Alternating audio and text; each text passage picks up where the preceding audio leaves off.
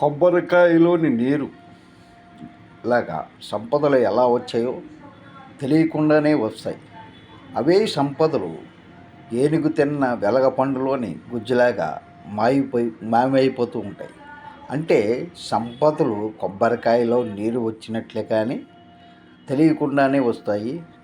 అలాగే వెలగపండును ఏనుగు తినగా లోపలి గుజ్జును మాయించేసి పైడప్పును విసర్జించినట్లు సంపదలు కూడా మాయమైపోతాయి.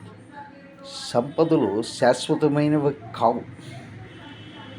అంటే సంపద వచ్చినప్పుడు కొబ్బరికాయలో నీరులా సంపదలు ఎలా వస్తాయి?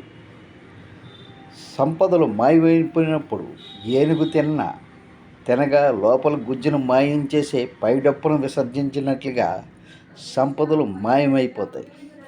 సంపదలు ఏవీ శాశ్వతమైనవి కావు.